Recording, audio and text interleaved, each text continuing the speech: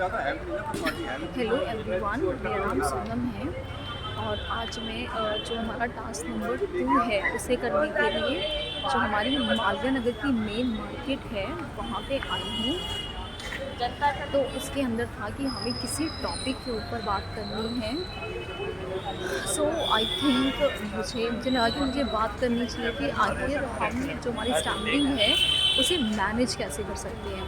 Like everyone know, like we all know कि वो secure करना तो पॉसिबल नहीं है कि आप एक बार में कुछ ऐसा कर लो कि हमेशा के लिए ख़त्म हो जाए। तो इसे हमेशा मैनेजेबल बनाए रखने के लिए हमें हमेशा प्रैक्टिस करनी है, राइट। तो इसे मैनेजेबल बनाए रखने के लिए हमें हमेशा प्रैक्टिस में रहना होगा।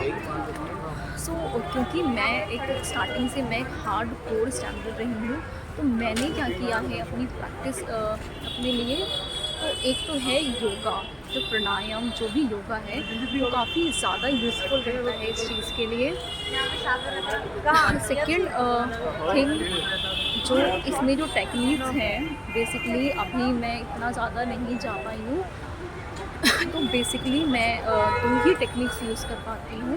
फर्स्ट है प्रोलॉन्गेशन।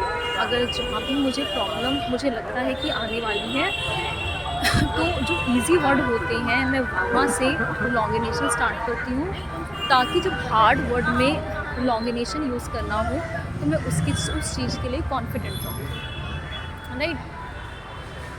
तो एक ये है और सेकंड थिंग है पॉजिंग। तो ये चीज़ें मैंने अब तक मैं अपना रही थी और अभी यही कंटिन्यू चल रही है। मे भी देखते हैं कि मैं ज़्यादा मेरे अंदर अगर करेज आया तो शायद मैं बाउंसिंग एंड वॉलीबॉल स्टैम्पिंग का यूज़ कर पाऊँ, राइट। तो और ये चीज़ थी। और सबसे मेन इम्पॉर्टेंट थिंग है कि अगर हम स्टैमरिंग होती है तो उसका मेन रीज़न होता है कि हम ब्रेथलेसनेस मीन्स हमें सांस नहीं आती है। तो अगर हमें ब्रीदिंग पे कंट्रोल करना है तो योगा उसमें बहुत ज़्यादा हेल्प करता है।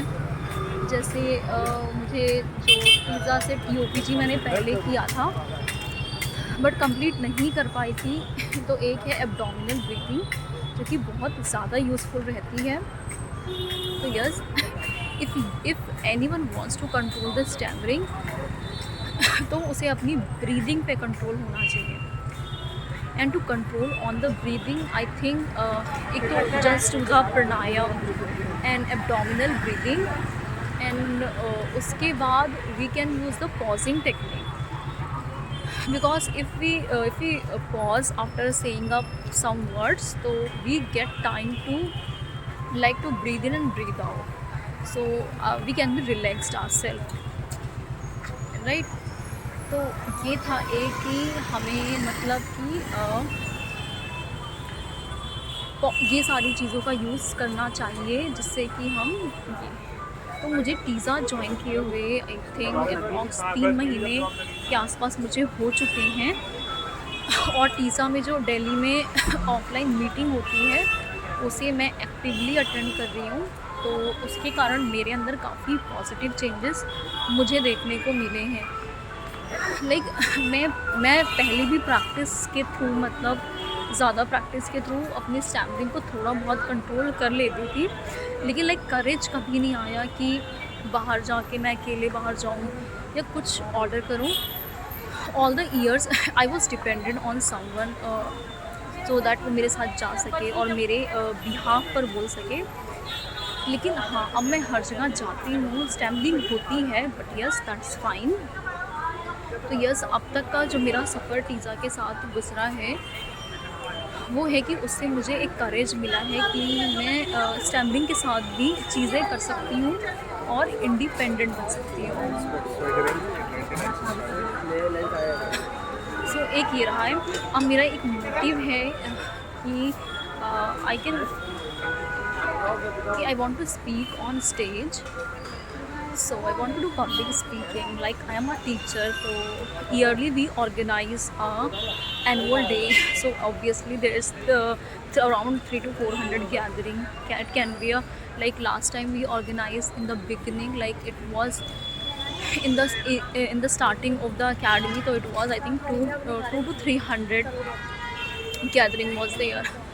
तो मैं ये चाहती हूँ कि अब मुझे यहाँ से इतना करेज मिल सके, इतनी एक्सेप्टेंस मिल सके कि मैं स्टेज पे जाके बोल पाऊँ। और यस, अगर मैं वहाँ पे स्टैंड अप भी करती हूँ तो उस चीज़ को मैं अपने ऊपर हावी ना होने दूँ और आगे की बात कंप्लीट कर सकूँ। That's it, bye bye.